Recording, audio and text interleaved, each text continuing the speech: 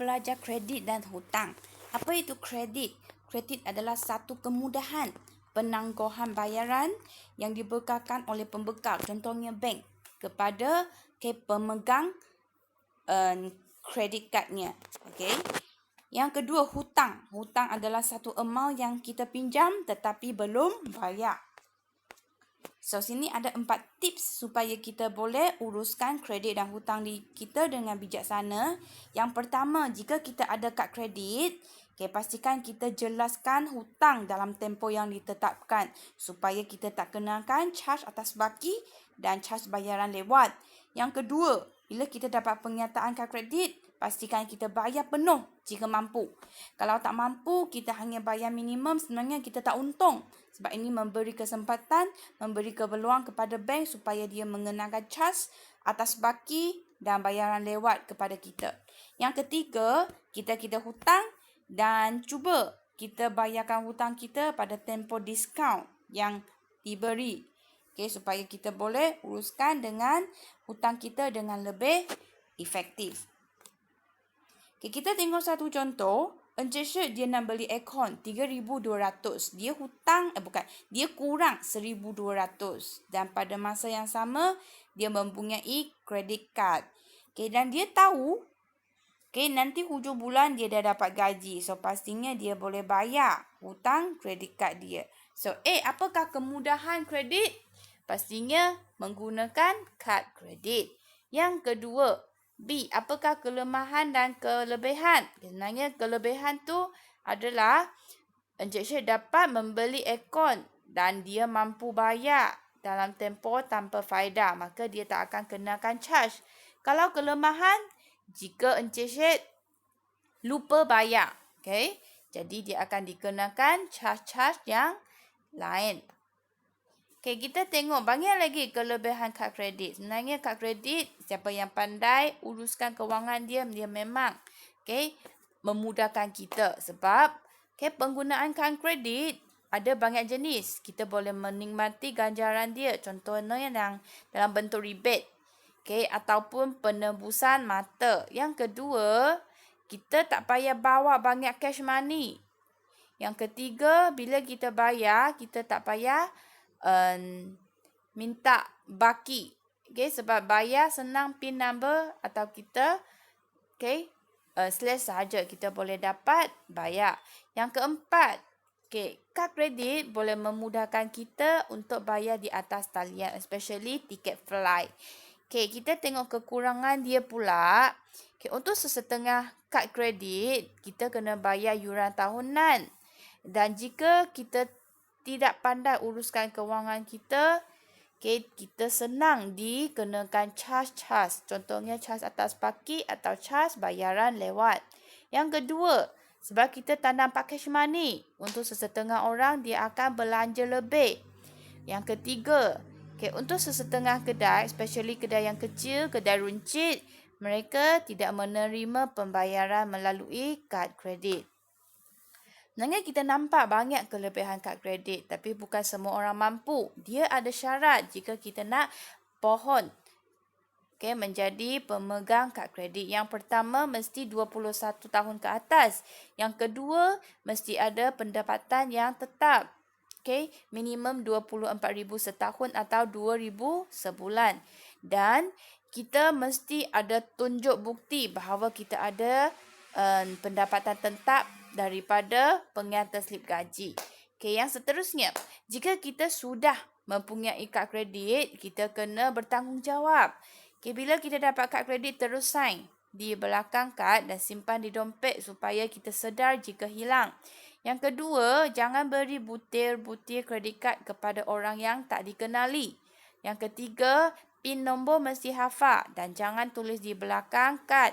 Sebab sekiranya kad kita hilang, orang yang dapat kad itu senang nak keluarkan duit-duit kita. Yang keempat, pada setiap hujung bulan, sila semakkan pengantar kad kredit supaya kita tahu mana kita guna, mana kita belanja. Sekarang kita tengok apa kesannya kalau kita tak bayar penuh, kita hanya bayar minimum atau bayaran lewat. Kalau kita bayar minimum, Apa kesan? Okay, kita kena charge 5% daripada jumlah baki akhir pengyata kad kredit. Okay, kalau jumlah itu kurang daripada 50, maka dia akan charge 50 sebab 50 adalah minimum. Kalau kita bayar lewat, okay, dia charge dua jenis. Charge yang pertama, charge faedah. 15 hingga 18% ke atas baki secara harian. Okay, yang kedua, kalau kita terus bayar lewat, dia charge lagi 1%. Okay, kalau yang charge itu kurang daripada RM10, maka dia akan charge RM10 sebab itu adalah charge minimum. So, kita tengok satu contoh. Encik Ahmad dapat statement pengyata untuk Januari. So, dalam statement itu tulis dia hutang RM5,200 dan Februari dia tak guna. So, kalau Encik Ahmad dia tak mampu, dia bayar minimum, berapa yang dia kena bayar? Okay, kita tahu 5% daripada jumlah. Jadi, 5,200 kali 5% tukar kepada pecahan. Jadi, kita dapat 260. Itu minimum. Okay, kita tengok keadaan kedua. Okay, jika pada bulan Februari itu, Encik Ahmad hanya bayar 260.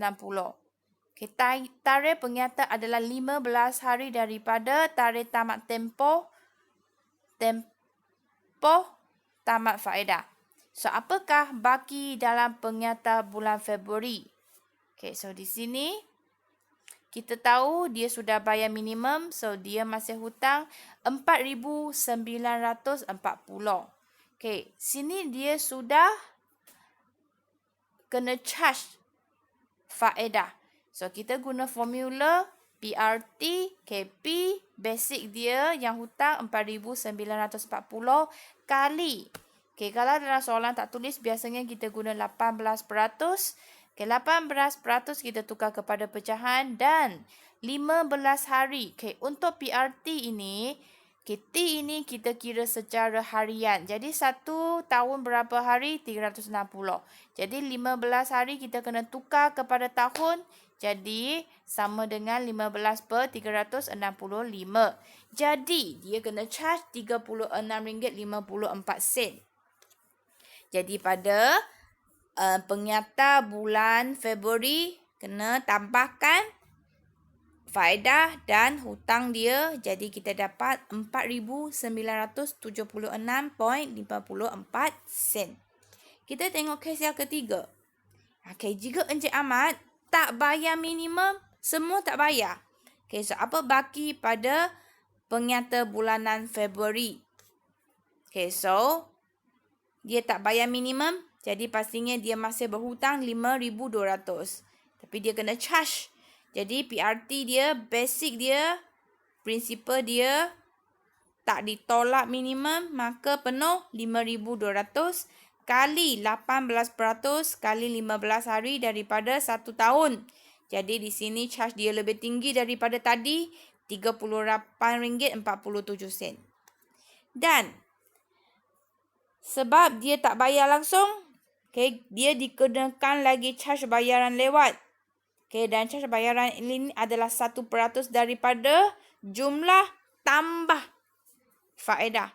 Jadi di sini dia kena charge lagi RM52.38. Jadi baki dia kita kena total up ke tiga-tiga baki, charge faedah dan charge bayaran lewat RM5,290.85. Jadi 1 bulan dia tak bayar, dia kena tambah RM90.85. Kalau dia terus lagi tak bayar, memang sangat tak boleh imagine, memang kena bayar tinggi. Okay, kita tengok satu contoh yang mengenai dengan kad kredit. Cik Chin dia nak beli handbag buatan Perancis secara talian. So, dia dapat 2 promotion. Satu daripada Singapura, satu dalam Malaysia. So, Singapura dia bagi harga promotion. Okay, Singapura dollar 250. Okay, sebab kalau kita beli dari Singapura, dia kena hantar. Okay, so dia punya delivery fees sudah Singapore dollar 50. Manakala untuk Malaysia, harga promosi 799. Tapi dia bagi satu kemudahan dalam tempatan, dia hantar secara percuma. Jadi di sini, Cik Chin dia nak bayar dengan guna kad kredit.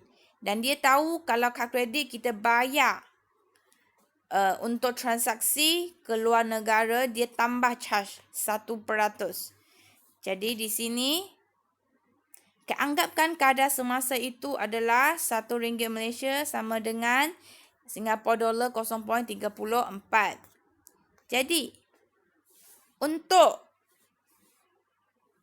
sebagai satu pengguna yang bijak, Cik Chin nak pilih beli di Singapura atau Malaysia. Jadi, cara dia, step pertama kita tukar dulu semua dalam satu unit mata wang yang kita boleh bandingkan. So, yang senang kita tukar dalam ringgit Malaysia. So, yang ini dalam SG dollar 250 kita tukar kepada ringgit Malaysia. Bahagi sahaja 0.34. Jadi, kita dapat RM735.29. Okay, dan itu harga dia. Tapi kalau kita nak beli secara talian, ada dua charge. Satunya delivery fees, 50. Tukar kepada RM5 Malaysia, RM147.06. Dan sebab dia buat transaksi ke luar negara, dia tambah 1% tanpa mengira charge kiriman. Jadi di sini, dia hanya ambil harga. Okay, kita tak jumlahkan ini ya. Kita tak jumlahkan ini. Okay, so 1% daripada harga. Jadi dia kena charge RM7.35. Okay, jadi kita jumlahkan semua. Okay, Cik Chin kena bayar RM889.70. Kalau dia beli handbag atas talian dengan guna kad kredit melalui syarikat L. Kalau melalui syarikat V, RM799 sebab tak ada charge kiriman. Dan dalam negara tak ada transaksinya secara percuma, tak ada charge. Jadi harga sebenarnya RM799. Jadi di sini kita boleh nampak harga promotion memang murah daripada syarikat L. Tapi setelah kita beli dengan guna credit card, kita kena charge delivery dan charge tambahan. Jadi di sini kita boleh nampak walaupun harga promosi di Malaysia lebih mahal, tetapi kita boleh beli dengan harga yang lebih murah sebab kita beli tanpa charge kiriman dan charge tambahan. Okay, so di sini untuk minggu ini kita ada 4 soalan. Soalan pertama lebih kurang sama dengan contoh yang pertama. Okay, soalan kedua sama dengan contoh handbag tadi. Okay, dan ketiga ini adalah soalan kebat. Tak susah. Okay, cuma di sini saya bagi pertukaran mata wang. Yang tadi daripada ringgit Malaysia kepada Singapore dollar. Sekarang daripada Singapore dollar kepada ringgit Malaysia. Okay, so yang keempat. Okay, kebat juga. Tapi kebat ini yang sangat-sangat senang. Senaraikan kelebihan dan kekurangan kad kredit sahaja. So, itu sahaja untuk minggu ini.